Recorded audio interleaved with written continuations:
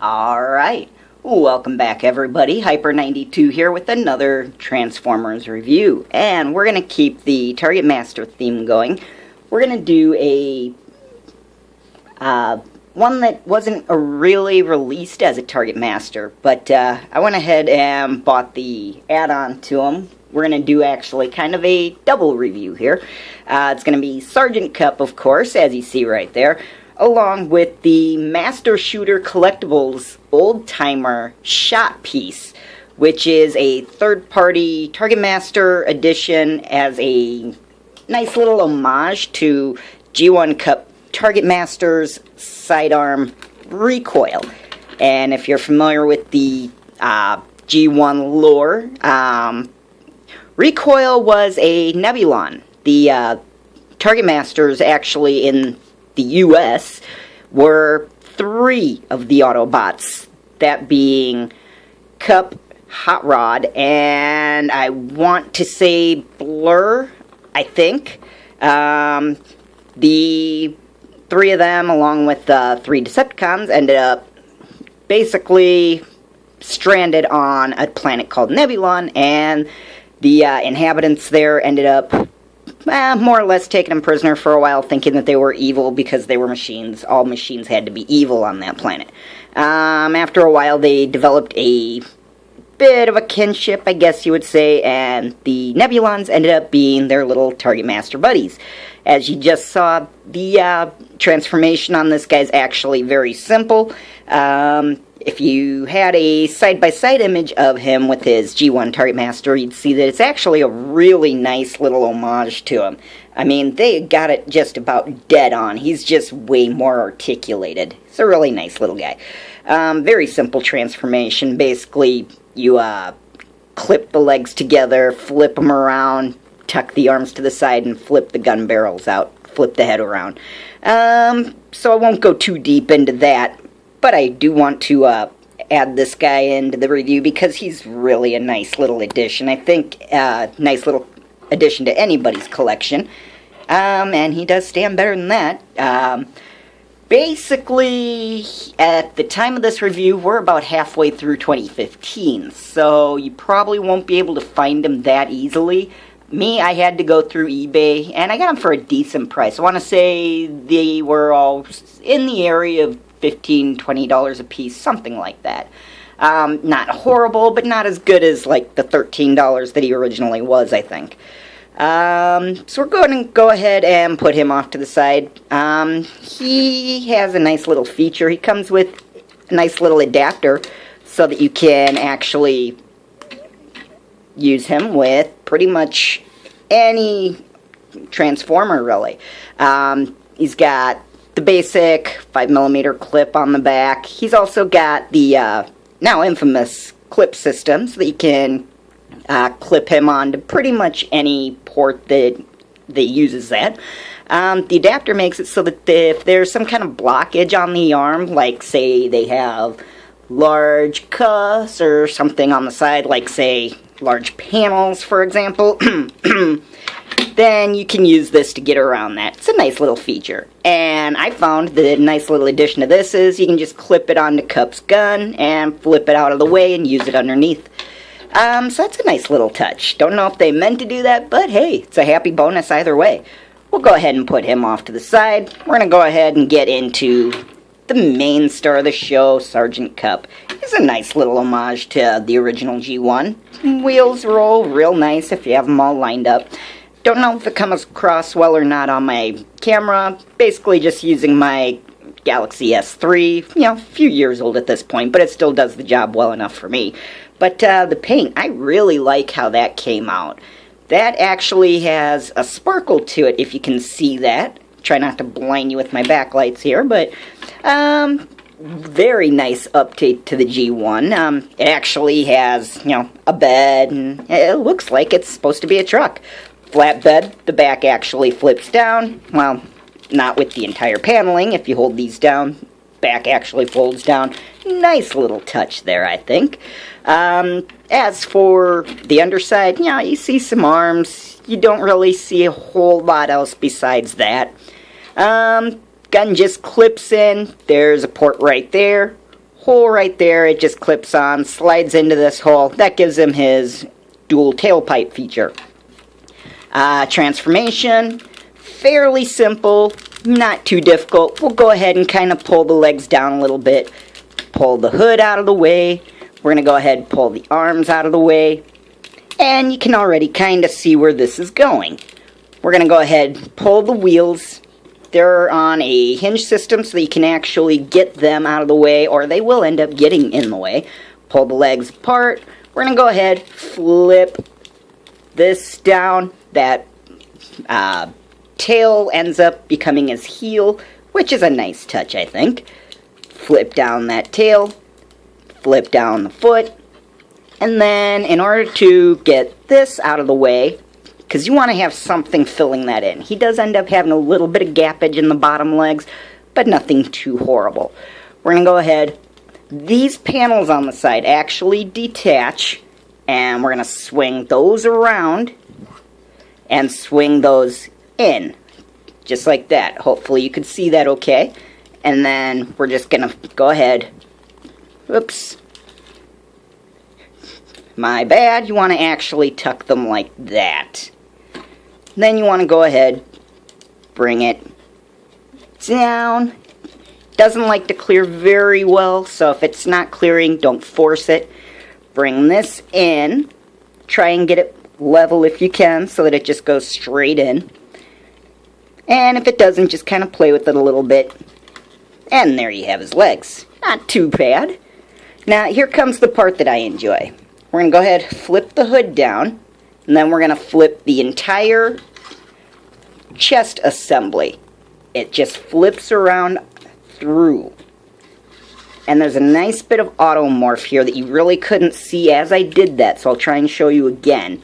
These actually are on springs, so they're actually out to the side as you're in truck mode. As you bring that in, they just spring right in and give him a nice abdomen.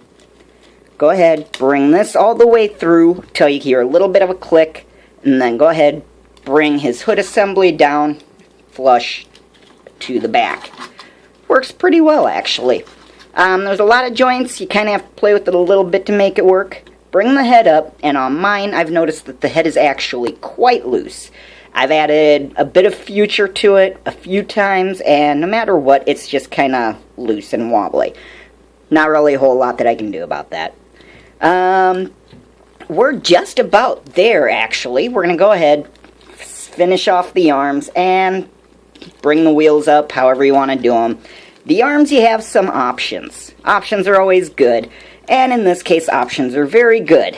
I'm glad they gave us some options here because, as you see, he's got big old panels. A lot of people have complained about that. He actually has a double hinge on the elbows, if you see. We're not quite to articulation yet, but I'll go ahead and get into this. He's got hinges going this way, and he's got a hinge going this way. That's actually really a nice touch since they did give us those big old panels there. Now, if you want, you can have them to the side. You don't gain or lose anything as far as articulation in the elbows, except for when you're having to work around those panels. And unfortunately, you will have to work around those panels quite a bit. I'm not going to lie, they are a pain. They're just there. But that's the price that we pay to get a nice updated cup. And honestly, looking at this guy, I like him. I think they did a really nice job. As far as the gun, it's, nice little homage to his gun. It's more or less a shotgun. I'm actually quite fond of that. I like the idea of Cup having a shotgun. Nice little thing that I found with this clip that came with the Mastershooter's edition. You can just go ahead, clip it onto that peg there, and it gives him the look of having basically a Tommy gun with a magazine in it. I like that. And of course he can hold it as you would expect from any Transformer. Or if you want, I tend to leave that clip off. He has a couple of spots on the arms here. You can clip it on if you feel like it, and just have it to the side as a side-mounted gun. I don't really care for that. I think it's kind of dumb. I like the idea of having it clipped onto his back. And if you want, you can do the over-the-shoulder gun kind of thing. Yeah, come on, stay on there. The gun doesn't always like to work with you with that clip, but it's nice to have it. You can do that, or me, I personally like to take it, swing it around, and just have it side-mounted like that. I think that's a nice touch. And then we'll go ahead, bring in his little homage here, shot piece, and I will show you some things with the packaging for both of them. Real easy transformation once again. Start out, flip the head around so that it's not poking out at you in gun mode. Take the legs, peg them together, and if you see peg there, they just interlock. Nice and easy. Flip them around, and you'll know if you have them right because they just kind of rest up against the chest. Flip the target, bring the hands to the sides, and there's a hole there, and peg on the side. Just pegs right in. You have to get it lined up pretty well, but it's not that difficult. Doesn't always look great unless you have it lined up about right, but yeah, it's better than nothing, right? I definitely think so.